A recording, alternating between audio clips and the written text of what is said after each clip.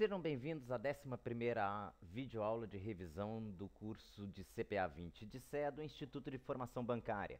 Aqui quem está falando é o professor Henrique Costa, professor e coordenador do Instituto. Vou estar apresentando para vocês o assunto de mercado de capitais. Na prova do CPA 20 do CE, o aluno vai ser exigido de conhecer outros produtos, conhecer uma diversidade maior de produtos destinados aos investidores qualificados. Por isso essa parte é importante nas duas provas. Vão ser cerca de 5 questões na prova do CPA 20 e outras 4 questões na prova do CPA do CEA. Vou começar esse capítulo apresentando os novos produtos que muitos não conhecem, porque são produtos vendidos fora do ambiente bancário, normalmente vendidos no mercado de balcão ou comercializados na Bolsa de Valores. O primeiro deles é o CRI, Certificado de Recebíveis Imobiliários. O CRI tem como grande finalidade financiar grandes construções imobiliárias. Por exemplo, um shopping center, um grande conjunto de escritórios, um grande conjunto condomínio residencial. A mecânica desse título é a seguinte: como os bancos não têm recursos suficientes para financiar uma grande obra, são emitidos CRIs, vendidos no mercado de balcão para os aplicadores. O aplicador compra o CRI e no momento em que a obra estiver pronta, ele recebe o dinheiro de volta. Qual que é o caso do CRI? O problema do CRI é uma aplicação mínima de R$300 mil. A CVM tem estudado alterar esse limite, mas hoje é uma aplicação que no mínimo tem que valer R$300 mil. Isso aumenta muito o risco de liquidez da operação, visto que quem compra o CRI dificilmente conseguirá revendê-lo na bolsa, porque poucas pessoas estarão interessadas a fazer um investimento único de R$300 mil. Outro problema que tem no CRI é um risco de contraparte elevado. A construtora que emitiu o CRI pode não entregar a obra ou atrasar a entrega, aumentando assim o prazo para o investidor receber o dinheiro que ele aplicou. O segundo produto que eu vou apresentar é a CPR, Cédula do Produto Rural. A CPR ela foi criada após os problemas que houveram com as fazendas reunidas Boi Gordo. A mecânica da fazenda reunidas Boi Gordo era a seguinte: um investidor comprava um bezerro pequeno, com poucos meses de vida, aguardava a engorda desse bezerro até que ele pudesse ser vendido como um boi gordo. Qual foi o problema nas Fazendas Reunidas Boi Gordo? Não existia nenhum contrato, não era regulado. E as Fazendas Reunidas Boi Gordo acabou dando um golpe no mercado. O investidor comprava um boi e, na realidade, as Fazendas Boi Gordo não tinha esse boi. Com isso, a CVM resolveu regular o mercado e criou a CPR. A CPR que é dividida em duas, uma CPR financeira e uma não financeira. Qual que é o ganho do investidor em qualquer CPR? Comprar um animal pequeno, normalmente boi, e vendê-lo gordo, depois de um determinado prazo. Na CPR financeira, o vendedor é obrigado a resgatar a CPR na data do vencimento em dinheiro. Na CPR não financeira, o vendedor da CPR pode optar em entregar em dinheiro ou em animal. O problema da CPR não financeira é que poucos investidores têm o interesse de receber em animal. E caso o vendedor opte por essa opção, provavelmente a maioria dos investidores vai perder o dinheiro. Num contrato de boi, por exemplo, normalmente a CPR é de 18 meses. Durante esses 18 meses, o vendedor da CPR não é obrigado a fazer nenhum resgate, seja financeiro ou não financeira. O investidor pode tentar revender essa CPR na Bolsa de Valores, mas não é uma operação simples. Poucas pessoas têm interesse em comprar uma CPR na Bolsa. Logo, a CPR tem um elevado risco de liquidez e ainda, na CPR não financeira, um elevado risco de contraparte, caso o vendedor da CPR opte por pagar a CPR em animais. A CPR não é um produto adequado para financiar o crédito agrícola quando a atividade é agricultura. Ela é muito eficiente para atividades de pecuária. Para isso é criado a LCA, Letra de Crédito do Agronegócio. A LCA funciona da mesma forma que a LCI, que é a Letra de Crédito do Imobiliário. Qual é a única diferença? A LCI financia imóveis e a LCA financia o crédito rural. A cédula de crédito bancária simplesmente é um documento que o cliente assina dizendo que deve para o banco. Quem trabalha em banco e está ouvindo essa videoaula já faz assinaturas de CPR quase que todos os dias. Toda vez que o cliente contrata um empréstimo, ele assina uma CPR, que é uma cédula de crédito bancário. Essa cédula de crédito bancário pode ser vendida na Bolsa de Valores ou pode ser feita uma oferta de IPO de CCB no mercado de balcão. Entretanto, o mais comum é a cédula de crédito bancária ser vendida para algum fundo FDIC. Falamos dos produtos novos. Agora vamos voltar a falar de ações. A prova do CPA 20 e do CEA vai exigir um conhecimento de ações um pouco mais aprofundado. Primeiro, só recapitulando alguns assuntos. Lembram das ações ordinárias?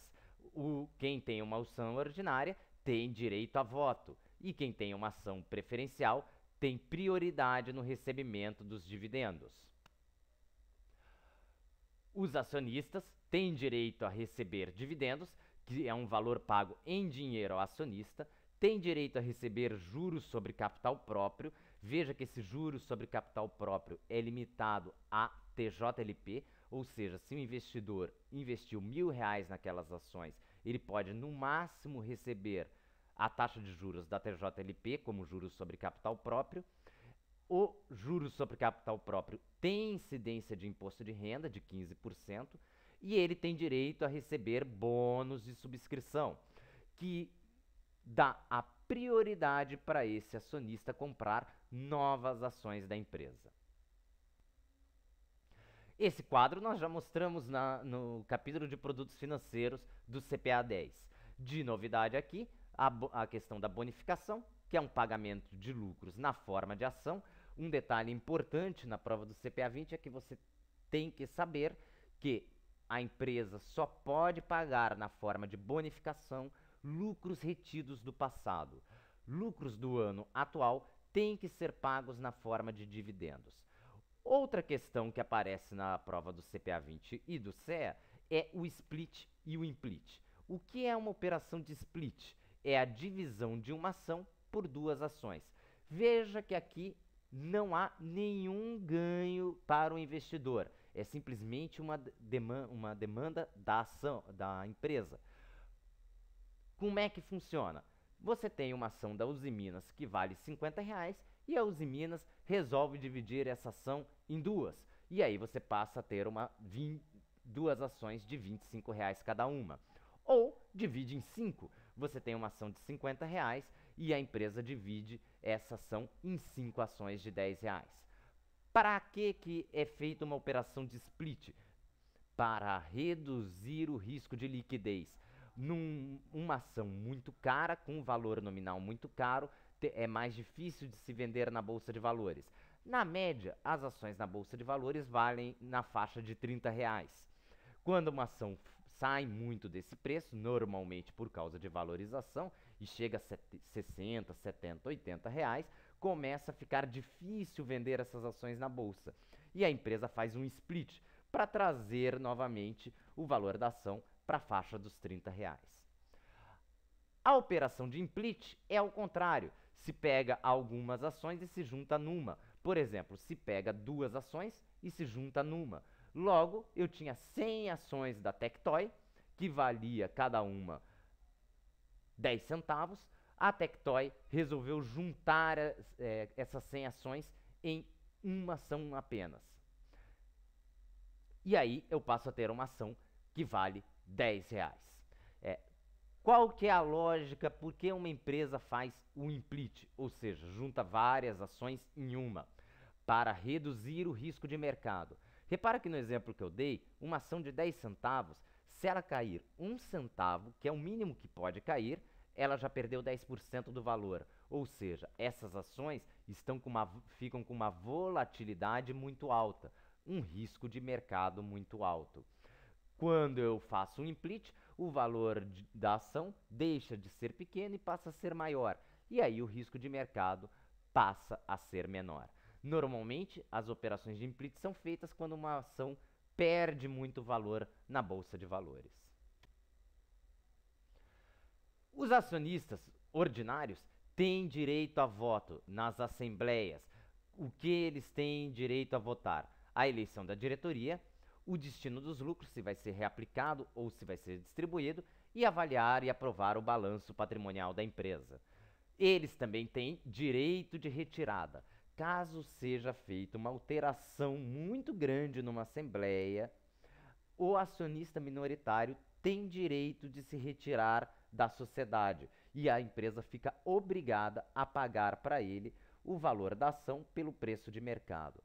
Por exemplo, se numa assembleia se decide que uma empresa petroleira vai passar a ser um shopping center, o acionista tem direito de se retirar dessa sociedade, porque houve uma mudança no objetivo da empresa, no contrato social da empresa. Quando há uma fusão ou uma aquisição de grande porte, o acionista minoritário também passa a ter direito a sair da empresa. E ele tem direito a fiscalizar as atas de assembleia, ser eleito para o conselho fiscal e ter acesso aos balanços trimestrais da empresa. Os administradores de companhias abertas, que vendem ações na bolsa de valores, portanto, são SAs de capital aberto, têm deveres também. O dever de diligência, o dever de lealdade, o dever de guardar sigilo, de informar, e a responsabilidade pela administração da empresa é dos administradores dela. Portanto, se houver qualquer tipo de fraude, a responsabilidade de fraudes numa empresa SA de capital aberto é de responsabilidade dos administradores. O sistema brasileiro de mercado de bolsa de valores, e aí principalmente de ações, é regido pela CBLC, a Companhia Brasileira de Liquidação e Custódia, que nós já vimos que faz a custódia das ações e a liquidação de todo o mercado de capitais, independente se são ações, debêntures, e o fluxo dela é o seguinte: em D0 é o dia da operação, ou seja, quando um comprador e um vendedor negociam. Em DU, os vendedores têm que apresentar para a CBLC as operações que foram executadas. Em D2, os vendedores e compradores têm que apresentar as garantias, ou seja, o vendedor vai ter os seus títulos bloqueados e o comprador tem que entregar o dinheiro para a CBLC. E em D3, a CBLC faz a liquidação física, ou seja, pega as ações do vendedor e passa para o comprador e pega o dinheiro do comprador e passa para o vendedor. Portanto, se você operar na Bolsa de Valores, hoje, tudo só vai acontecer daqui a 3 dias. Você só vai pagar daqui a 3 dias e só vai ter as ações daqui a 3 dias. O valor é o de hoje. Vale o que foi combinado hoje, mas tudo só vai acontecer nessas datas. A Bovespa ainda criou os 3 níveis de governança corporativa. Normalmente no curso, isso aqui demonstra toda a legislação de governança, que são mais de 15 páginas. O importante para você saber para as provas da Ambima é o seguinte: no nível 1, as empresas precisam apresentar informações mais transparentes, ou seja, qualquer ação que apareça na questão que torne as informações mais transparentes do que a lei exige, permite que a empresa esteja no nível 1. Quando a empresa está no nível 2, além de cumprir todas as determinações do nível 1, ela ainda tem que ter o compromisso com o acionista minoritário. Ou seja, qualquer qualquer ação, qualquer atitude que a empresa tome para beneficiar os acionistas minoritários vai enquadrar essa empresa no nível 2 da Bovespa. E o novo mercado tem uma série de regras, mas a mais importante, neste mercado, as empresas têm que cumprir o nível 2 e o nível 1 e ainda só podem operar com ações ordinárias, ou seja, não podem ter ações preferenciais. Análise técnica ou grafista e análise fundamentalista são dois assuntos que rendem um curso. O importante para essas provas é você saber como elas são feitas. A análise técnica busca uma análise de tendências, uma análise comportamental da bolsa. Ou seja, eu analiso o histórico passado da bolsa e a partir daí eu consigo determinar se aquela bolsa ou se aquela ação está em tendência de alta ou baixa. Isso é feito através de análise de gráfico, como esse aqui. Repara aqui que o analista fez uma análise do comportamento de uma ação e traçou algumas retas. De acordo com esses traçados, é possível dizer que essa ação está em tendência de alta. E que se ela romper esta barreira aqui, ela deve entrar num novo ciclo de alta.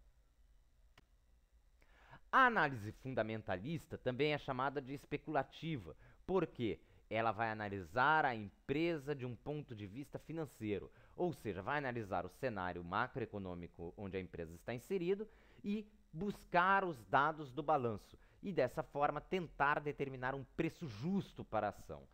Com base nesse preço justo, se o preço justo for mais alto que o preço do mercado, será recomendada a compra. Se o preço justo for mais baixo que o preço de mercado, será recomendada a venda. O mais importante na análise fundamentalista é a análise dos indicadores econômicos que são puxados do balanço, como o índice de liquidez, índices de rentabilidade como ROI e ROA, índices de capital circulante, entre outros. Tudo vai ser feito em cima de um balanço. Os ADRs, American Depository Receipts, são títulos de ações vendidos na Bolsa dos Estados Unidos. Veja bem, qualquer empresa estrangeira que queira negociar na Bolsa dos Estados Unidos não poderá negociar as ações, terá que negociar ADRs. ADR é um recibo. Quem compra uma ADR da Petrobras nos Estados Unidos passa a ter o direito de vir até o Brasil com este ADR e trocar na Bovespa o ADR por uma ação da Petrobras. Quando é vendido um ADR na Bolsa dos Estados Unidos, a Petrobras é obrigada a ir na Bolsa de Valores, comprar uma ação dela na Bolsa de Valores do Brasil para servir de garantia para a ADR que está nos Estados Unidos. Este é o negócio da ADR. Assim como esse fluxo é feito para empresas brasileiras que negociam nos Estados Unidos, é feito para qualquer empresa em qualquer lugar do mundo que queira negociar na Bolsa dos Estados Unidos. Empresas estrangeiras não podem negociar ações diretamente na Bolsa americana, podem apenas negociar ADRs, que valem como uma ação, mas não são uma ação propriamente dita.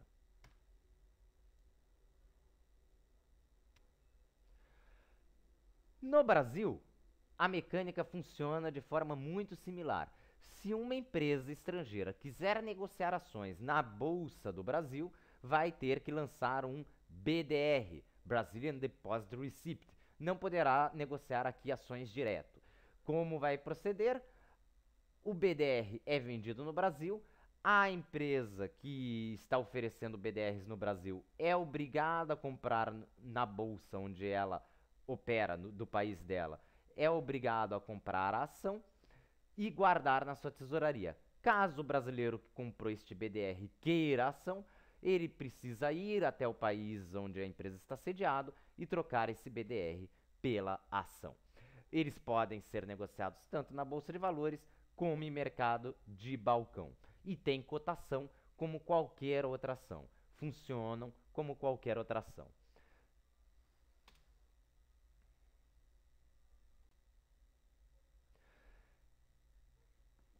Falando agora do mercado de derivativos, esse talvez seja o conteúdo mais difícil desse capítulo. Nós vamos ter agora entrar mais a fundo no mercado de opções. Lembrando que as opções, que nós já vimos lá na parte do CPA 10, capítulo 5, opções permitem ao investidor fazer alavancagem ou fazer hedge, ou seja, deixar a sua aplicação mais agressiva ou mais conservadora. No CPA 20, as opções vão ter que ser entendidas mais a fundo. Primeiro, é importante entender todos os conceitos. Aqui está uma opção da Petrobras com vencimento para 16 de janeiro. 16 de janeiro de 2012 é a data do vencimento.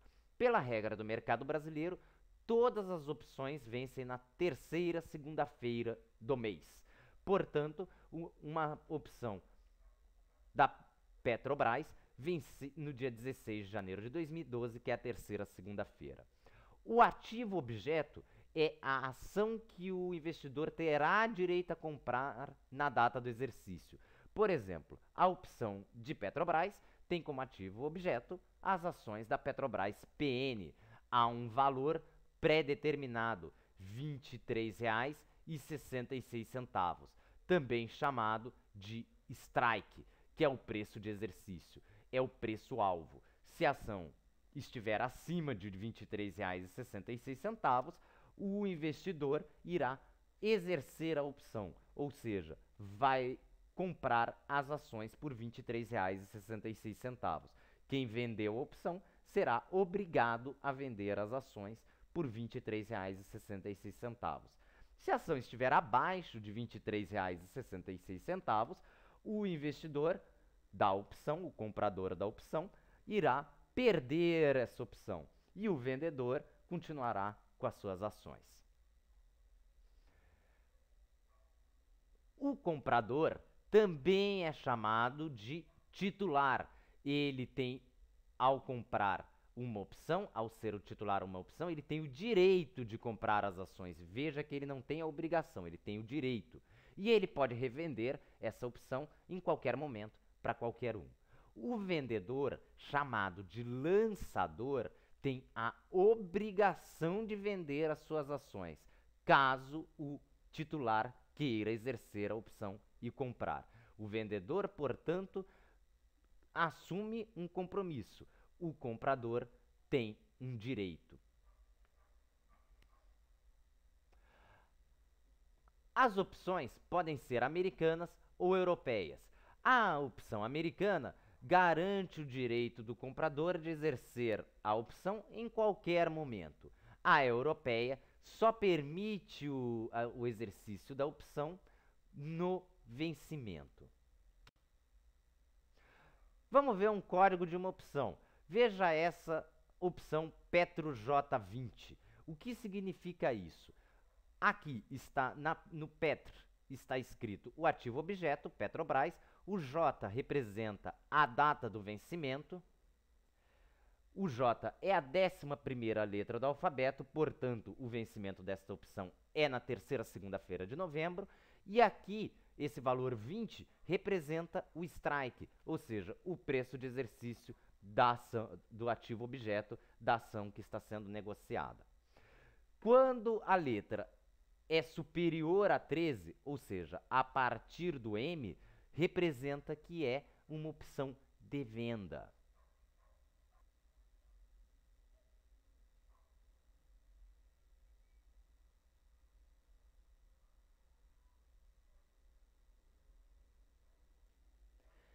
Que trabalha com este gráfico aqui, com gráficos positivos. À medida que o preço da ação sobe, ele ganha. O lado comprado é, por exemplo, o titular de uma opção de compra, quem comprou um título de mercado futuro, quem está do lado comprado de um mercado a termo, ou quem vendeu uma opção de venda. Veja que quem vendeu uma opção de venda vai ter a obrigação de comprar no futuro. Portanto, ele está do lado comprado, ele ganha com a alta. Quem está do lado vendido ganha com a baixa. Quanto mais baixo o preço do ativo objeto, maior o ganho do lado vendido. Não importa em que operação. Quem vendeu ou lançou uma opção de compra, está no lado vendido. Ele vai ter a obrigação de vender no futuro. Por isso, ele está do lado vendido. Quem comprou uma opção de venda estará do lado vendido. Por quê? Porque essa pessoa tem a obrigação, terá o direito de vender uma ação no futuro. Portanto, está do lado vendido. Ganha na baixa. Para facilitar, é simples. Vendido com vendido, dá comprado. Vendido com comprado, dá comprado. Vendido com comprado com comprado, dá comprado. Comprado com vendido, dá comprado. É igual você pensar na conta de mais e menos. Comprado é mais, vendido é menos. Menos com menos dá mais. Portanto, vendeu uma opção de venda, menos com menos dá mais. Lado comprado.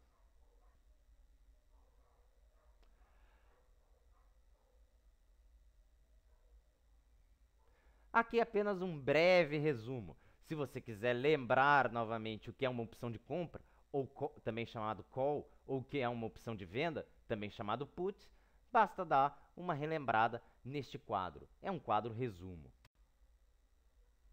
Vamos falar agora das outras 3 operações do mercado de derivativos. Falamos do mercado de opções, que certamente é o mais complicado. Vamos falar do mercado a termo. O mercado a termo é um contrato de compra e venda no futuro. Por exemplo, eu viro para um agricultor e combino com ele comprar a safra dele, que vai estar pronta daqui a um ano, por exemplo, R$ 527.231. Eu viro para o agricultor, falo, legal, agricultor, quando fica pronto? O agricultor responde, em abril. Eu falo, legal, agricultor, em abril eu te pago esses 527.231 pela sua safra e você me entrega a safra. Veja que não teve nenhum desembolso financeiro hoje, na data do contrato. Só vai haver um desembolso financeiro lá em abril, quando eu for pagar o agricultor. Os dois lados têm que apresentar garantias. Qual é a vantagem para o agricultor? A vantagem para o agricultor é que ele já garantiu que vendeu a safra e já sabe o preço. E a vantagem para o comprador, ele já também garantiu o preço da safra no futuro. Em abril, ninguém garante que essa safra vai estar valendo esse valor. Pode ser mais, pode ser menos. Qual é o problema do mercado a termo? Existe um grande risco de contraparte. O investidor pode furar o pagamento e o agricultor pode furar a entrega. Quando isso acontece, as garantias são executadas, mas ninguém garante que elas serão suficientemente altas para compor todo o valor que foi negociado. Para padronizar e dar mais liquidez no mercado a termo, a Bolsa de Mercadorias e Futuros criou o mercado de futuros. Como funciona o mercado de futuros? Exatamente igual ao mercado a termo. O agricultor determina o preço, o comprador, se quiser, garante esse preço. Por exemplo, os dois combinam vender a safra por R$ 500.000 lá em abril, e lá em abril o investidor entrega para o agricultor R$ 500.000 e o agricultor entrega para o investidor os R$ 500.000. Qual a vantagem? O contrato é padronizado, ou seja, são sempre múltiplos de 1.000. Vão ser, para fazer um negócio como esse de R$ 500.000, vão ser negociados 500 contratos. E, além disso, tem o ajuste diário. O ajuste diário é o quê? Quem perde, paga. E hoje, se o comprador perdeu, ele já paga a perda. E se o vendedor perdeu, ele já paga a venda. Por isso que o mercado de futuro é muito utilizado para commodities, como dólar, ouro.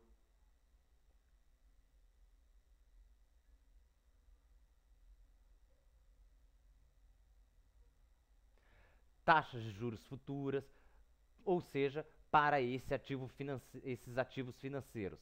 Enquanto o mercado a termo não é padronizado e não tem garantias, o mercado de futuro ele é padronizado, tem garantias. O mercado a termo é usado principalmente para produtos agrícolas, para commodities agrícolas, e o mercado de futuros é utilizado principalmente para ativos financeiros. Como funciona o ajuste diário? Quem perde, ganha. Quem perde, paga. Quem ganha, recebe. Desse jeito, acaba o risco de contraparte. Vamos ver aqui um contrato de futuro de dólar. O dólar subindo R$ 10. Se o dólar subiu, quem perde é o lado vendido, ou seja, o vendedor do contrato futuro vai ter que deixar 10 centavos de garantia na BMF. Aí no dia seguinte o dólar subiu mais 20 centavos. Quando sobe, o comprador ganha e o vendedor perde, ou seja, o lado vendido deixa mais 20 centavos de garantia. Já totalizou 30. No terceiro dia, o dólar caiu 10 centavos. O lado vendido perde, o lado comprado ganha. Melhor dizendo, o lado vendido ganha, o lado comprado perde, porque o dólar caiu, o vendido ganha na baixa. O lado vendido vai receber de volta 10 centavos do que ele deixou de garantia. No quarto dia, o dólar caiu mais 15 centavos. O lado vendido ganhou, o lado comprado perdeu. O lado vendido recebe de volta 15 centavos. Ainda falta 5 centavos que o lado vendido deixou lá como garantia na BMF. No quinto dia, o dólar caiu mais 20 centavos. O lado vendido ganhou 20 centavos, o comprado perdeu 15 centavos. O lado vendido tem que deixar 5, vai receber de volta os 5 centavos que estavam lá guardados na BMF. E o lado comprado ainda vai ter que deixar os 15 centavos como garantia. No sexto dia, o dólar não variou, ninguém tem que fazer nada. No sétimo dia, o dólar subiu 10 centavos. O lado comprado ganha na alta, perde na baixa. O lado comprado recebe de volta 10 centavos do que ele tinha deixado de garantia. Essa é a mecânica do ajuste diário. O importante é você saber que existe um ajuste diário para garantir a liquidez do mercado e que tanto o lado vendido quanto o lado comprado podem ser chamados a qualquer dia para compor margem. O que é compor margem? Deixar a garantia. Ou seja, se ele perdeu, ele tem que pagar a perda no próprio dia. E se ele ganhou, ele recebe o que ele deixou de garantia de volta. No final do contrato, no caso aqui, vamos supor que foram apenas esses 7 dias, o lado comprado tem R$ 5 que ele deixou de garantia, que ainda estão na garantia. E o lado vendido tem o direito de receber esses 5 centavos. No final do contrato, a BMF vai entregar os 5 centavos para o lado vendido, pois o dólar caiu, né, o dólar subiu nesse cenário, e o lado vendido é que ganhou.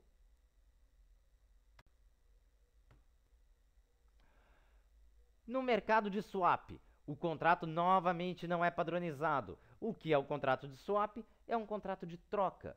Para que ele serve? Principalmente para trocar taxas pré-fixadas por pós-fixadas, ou real por dólar. Taxas pré-fixadas por pós-fixadas, por que é importante? Os bancos normalmente emprestam dinheiro por taxas pré-fixadas, mas eles captam dinheiros em taxas pós-fixadas. Já vimos que se o juro sobe, o pré-fixado cai. Portanto, o banco, nesse cenário, perderia dinheiro, ou seja, teria que pagar mais nos títulos pós-fixados e estaria recebendo menos nos empréstimos que ele fez pré-fixados. Para não correr esse risco, o que ele faz? Ele troca a dívida, os empréstimos que ele fez pré-fixados, por títulos pós-fixados. E aí, ele tem empréstimos pós-fixados e pagamentos de CDBs pós-fixados. Pós com pós, tanto faz o que aconteça com juros. Ele sempre vai ganhar a diferença.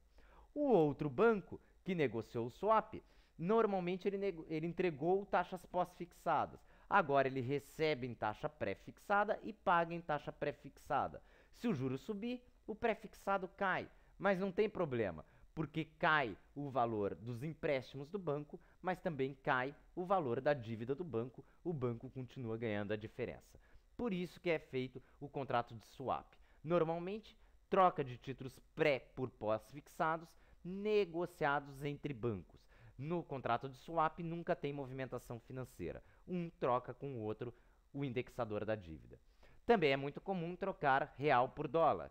Um importador, ele paga em dólar e recebe em real. Se o dólar sobe, ele perde. E um exportador, ele recebe em dólar e paga em real. Se o dólar cai, ele perde. Qual que seria a vantagem para o exportador? Receber em dólar e pagar em dólar. O que ele faz? Um contrato de swap com o importador. Ou seja, troca o que ele tem para pagar em real pelo que o comprador tem para pagar em dólar. Com isso, o importador passa a receber em real e pagar em real, e o exportador passa a receber em dólar e pagar em dólar.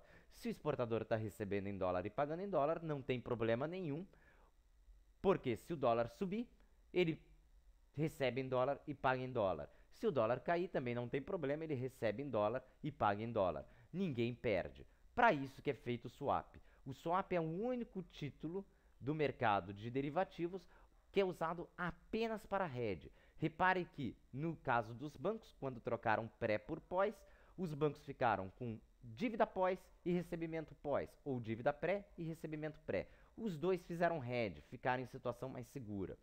No caso do importador e exportador, um ficou com dívida em dólar e recebimento em dólar, e o outro ficou com dívida em real, recebimento em real, porque eles trocaram as dívidas. Eles eliminaram o risco de mercado, fizeram um contrato de hedge. Os dois lados fizeram hedge. Caso haja um desequilíbrio financeiro entre as operações de swap, neste caso o desequilíbrio financeiro será acertado em dinheiro. E é o único momento que existe efetivamente uma movimentação de dinheiro entre os dois. Esse quadro é um grande resumo do mercado de derivativos. Se você for estudar na véspera da prova e quer entender do mercado de derivativos, é importante decorar esse quadro aqui, que fala do mercado a termo, mercado de futuro, mercado de opções e o mercado de swap, demonstrando aonde eles são negociados.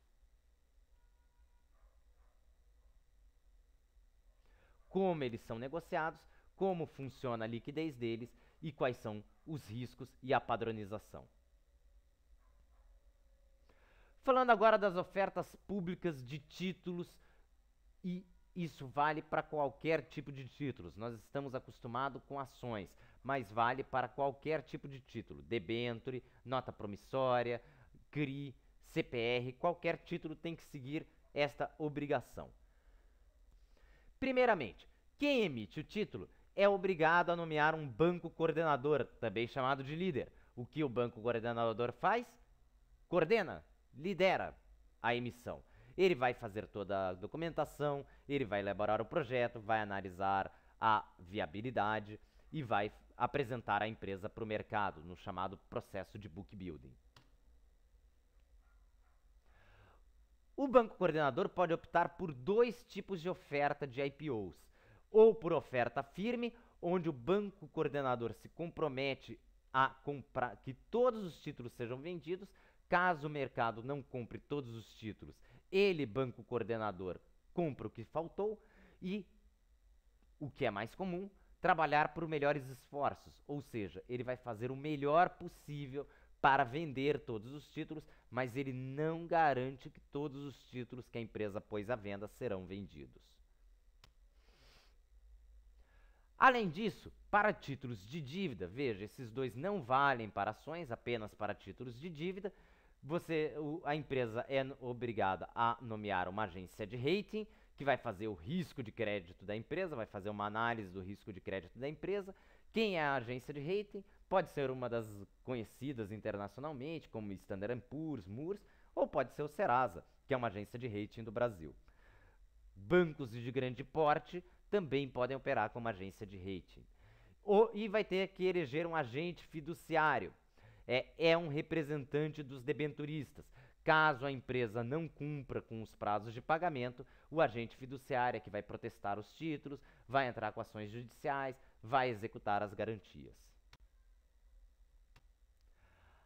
Além disso, O banco coordenador ainda vai nominar um banco escriturador. O que o banco escriturador faz? Ele vai fazer o registro, atualmente num sistema eletrônico, de todos os títulos. O banco escriturador é o que escreve. E o banco mandatário, o que ele faz? Ele vai fazer a liquidação financeira das operações, ou seja, vai receber o dinheiro dos investidores e entregar os títulos para os investidores. Ele vai funcionar como uma espécie de CBLC para o IPO. Lembra que a CBLC opera para a Bolsa de Valores. No mercado de balcão não existe CBLC. Quem faz esse papel é o banco mandatário. E ainda vai ter um banco custodiante, que vai guardar todos os registros feitos do IPO de ação, quantas ações foram vendidas, para quem foram vendidas, como foram vendidas e como foram pagas, ou seja, ele executa a liquidação. O IPO de ações pode ser conduzido de duas formas. Pode ser feita por oferta primária. O que é uma oferta primária de ações? É quando a empresa vai vender ações, ou seja, ela vai escriturar, vai emitir novas ações e vender por mercado. Neste caso aqui, o dinheiro vai entrar para a empresa. Ou pode ser feito através de uma oferta secundária de ações, que é, por exemplo, o que o Facebook fez recentemente. O que é isso? Os sócios da empresa vão vender ações para o mercado.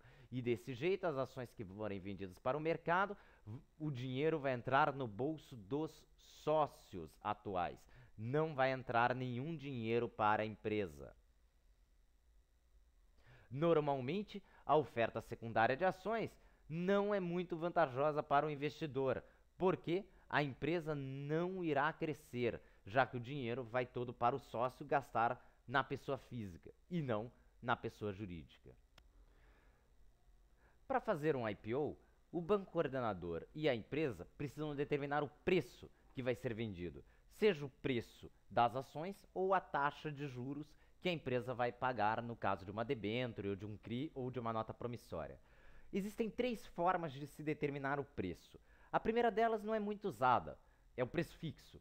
O banco coordenador faz uma análise dos números da empresa e determina um preço. E este preço será ofertado ao mercado. Quem quiser, compra por esse preço. Quem não quiser, não compra. O problema do processo de preço fixo é que o banco pode ter analisado um valor alto demais, que o mercado não está de acordo, e aí ele não conseguir vender as ações, ou pode ter analisado um valor baixo demais, e aí a empresa poderia ter captado mais dinheiro. O mais normal de todos é fazer o processo de book building. Qual é o processo de book building?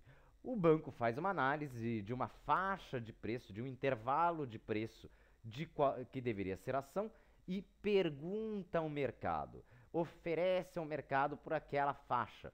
E o mercado determina, vai dizendo qual o preço que ele aceita pagar.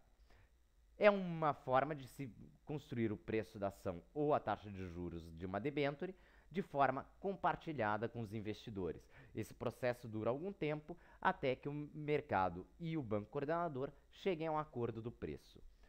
Por fim, a última forma, que não tem sido muito utilizada, mas foi feita durante todas as privatizações que foram feitas no modelo no passado, é o processo de leilão.